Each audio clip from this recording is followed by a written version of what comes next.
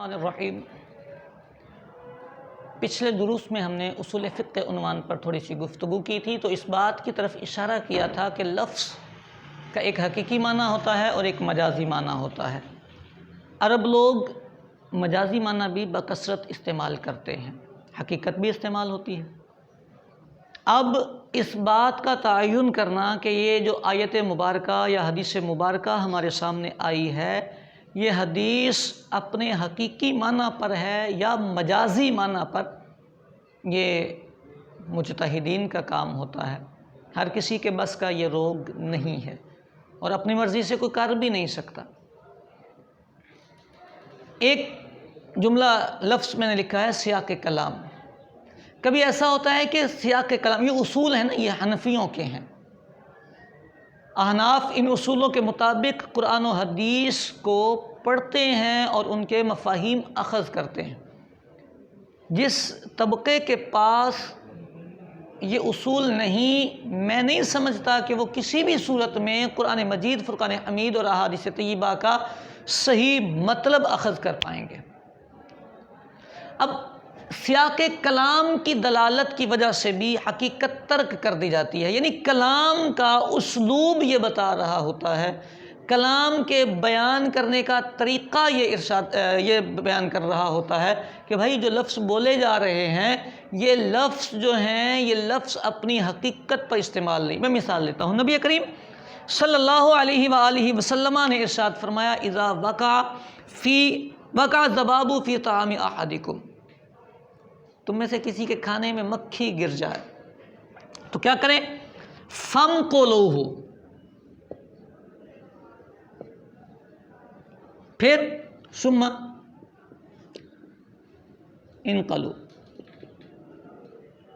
ٹھیک ہو گئی؟ اس کو ڈبو دیں اور پھر اس کو نکال دیں۔ یہ نبی پاک نے بیان فرمایا۔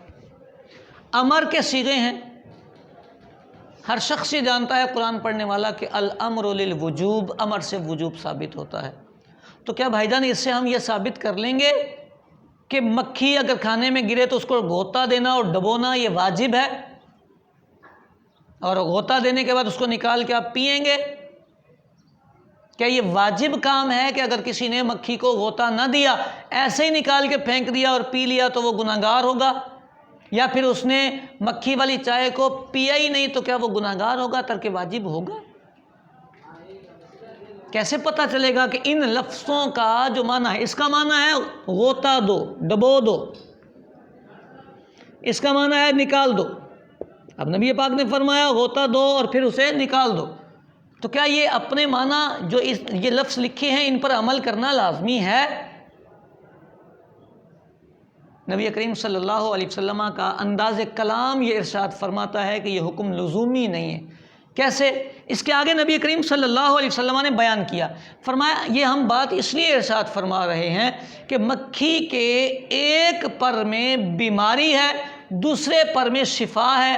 جب مکھی کسی چیز میں گرتی ہے تو وہ بیماری والا پر اس میں ڈالتی ہے، لہذا اب یہ حکم فرمایا کہ تم غوطہ دے لو تاکہ شفا والا پر بھی اس میں چلا جائے تو وہ اس کی جو ڈالی ہوئی بیماری ہے وہ ختم ہو جائے۔ اب نبی کریم صلی اللہ علیہ وسلم نے یہ جو بیان فرمایا، اگلی بات اس بات کا اشارہ کر رہی ہے کہ یہ حکم وجوب کے لیے نہیں ہے، یہ وجوب کے لیے نہیں ہے حکم، واجب نہیں ہوگا مکھی کو غوطہ دینا۔ بھائی اب یہ امر واجب ہونے کے لیے ہوتا ہے، اس کی حقیقت یہ تھی کہ یہ کام واجب ہوتا، یہ اس کا حقیقت تھی، لیکن اس حقیقت کو ترک کر دیا گیا اور یہ مکھی کو غوطہ دینا صرف مباح رہ گیا۔ کیوں؟ کیونکہ کلام کا انداز، اسلوب، اسے کہتے ہیں سیاق کلام، اس بات پر دلالت کر رہا تھا کہ یہ حقیقت یہاں پر مراد نہیں ہے۔ اسی طرح قرآن مجید فرقان حمید کی کئی آیات طیبات، احادیث طیبہ کے کئی مقامات، یہ عام لوگوں کے بس کا روگ نہیں ہوتا۔ مجتہدین کی یہ ذمہ داری ہوتی ہے، اور مجتہد علم کا وہ ٹاپ مرتبہ ہے کہ جسے یہ پرمیشن ہوتی ہے کہ وہ اپنے اجتہاد سے ان معنی کا تعین کرے۔ اس لیے عوام الناس کی بارگاہ میں ہماری عرض یہ ہے کہ اپنے امام کی اقتداء میں رہیں۔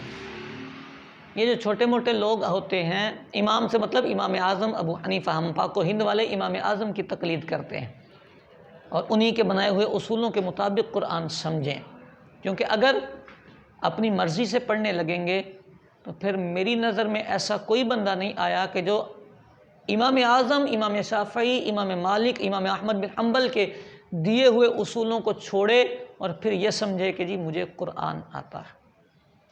قرآن نہیں سمجھ میں آ سکتا، کیونکہ ان اصولوں کے بغیر قرآن کا ترجمہ کرنا کسی کے بس کا روگ نہیں۔ اور ان احباب کی بارگاہ میں پھر دردمندانہ التجا ہے جو یہ کہتے ہیں کہ ہم کوئی بھی ترجمے والا قرآن پڑھ لیں گے۔ کوئی بھی ترجمے والا پڑھنے سے بھی قرآن فہمی نہیں آتی۔ قرآن پڑھنے کا ثواب ضرور ملے گا، قرآن فہمی نہیں آتی۔ قرآن فہمی کے لیے آپ کو کھلے دل سے دعوت ہے کہ آپ علماء کرام کے سامنے ذہن تلمذ بچھائیں، تعلیم حاصل کریں، اصول پڑھیں، قوانین پڑھیں۔ آپ کو یہ پتہ ہو کہ قرآن پاک کے مطالب سمجھنے کے لیے کن باتوں کا جاننا یہ ضروری ہے۔ ایک اشکال پیدا کیا جاتا ہے کہ اللہ نے فرمایا ہے کہ قرآن آسان ہے۔ یہ مولانا کہہ رہے ہیں کہ بہت مشکل ہے، اس کو سمجھنے کے لیے بہت سارا علم آنا چاہیے۔ جی اللہ نے فرمایا، لیکن کس کے لیے فرمایا؟ وَلَقَدْ يَسَّرْنَا الْقُرْآنَ لِلذِّكْرِ فَهَلْ مِن مُدَّكِرٍ؟ کوئی مدکر ہے؟ پہلے تو یہ بات سمجھے نا کہ آپ مدکر ہیں یا نہیں۔ جب آپ میں مدکر والی صلاحیت ہی نہیں، وہ جو غور کرنے کا رب نے فرمایا ہے وہ غور کرنے کے آپ کے پاس ٹول ہی نہیں، ہاؤ از دیٹ پاسبل کہ آپ اپنی مرضی سے ترجمہ کر جائیں؟ کیسے یہ ہو سکتا ہے؟ آپ سمجھدار ہیں، اگر قرآن اتنا ہی آسان ہے تو آپ اپنے بچے سے اس کے مطلب پوچھ کے دیکھیں نا۔ اللہ نے تو آسان رکھا ہے، آپ کے بچوں کو اس کے مطلب نہیں آتے۔ گلی میں چلتے پھرتے نوجوانوں سے اس کے مطلب پوچھ کے دیکھیں، نہیں آتے ان کو مطالب۔ آپ بھی کہیں گے کہ جی ان کو مطلب نہیں پتہ چلتا، اللہ نے تو آسان رکھا ہے۔ اگر ہر کسی کو یہ پرمیشن دینی ہے تو یہ گلی والے نوجوانوں کا کیا قصور ہے؟ قرآن کی تعلیم سیکھنا ضروری ہے۔ یہ خیال صرف ایک دھوکہ ہے جو امت مسلمہ کو دیا جا رہا ہے، نوجوانوں کو گمراہ کیا جا رہا ہے کہ نہیں ہمیں اماموں کی ضرورت نہیں، ہم ڈائریکٹلی صحیح حدیثیں پڑھ لیتے ہیں۔ او بابا، صحیح حدیثیں پڑھنے کے بعد ان کا فہم جو ہے اس کے لیے علماء پوری زندگی گزار دیتے ہیں مفاہیم سمجھنے کے لیے، اور تم جمعہ 8 دن کبھی مطلب تھوڑا سن کے یہ سمجھتے ہو کہ تم مجتہد کے مرتبے پر ہو۔ یہ غلط فہمی ہوتی ہے۔ قرآن کے مفاہیم بدلنا، احادیث طیبہ کے مضامین بدلنا یہ جرم ہے۔ نبی کریم صلی اللہ علیہ وسلم نے ارشاد فرمایا، من کذب علی متعمدا فلیتبوأ مقعدہ من النار، او کما قال علیہ السلام۔ جس نے میری ذات پر کوئی جھوٹ باندھا، جو میں نے نہیں فرمایا اس نے کہا کہ یہ میں نے کہا ہے، جس نے میری ذات پر جھوٹ باندھا فلیتبوأ مقعدہ من النار، اسے چاہیے کہ وہ جہنم میں اپنا ٹھکانہ بنائے۔ آپ غور کر کے دیکھ لیں، جب حدیث کا یہ مرتبہ ہے کہ وہ اپنی طرف سے بیان نہیں کی جا سکتی تو آیتیں پڑھ کے اپنے مطلب بیان کرنا یہ کس نے اجازت دی ہے؟ اللہ کرے کہ یہ بات دل میں اتر جائے، سمجھنے والوں کو سمجھ آ جائے۔ آمین بجاہ النبی الامین صلی اللہ علیہ وآلہ وسلم۔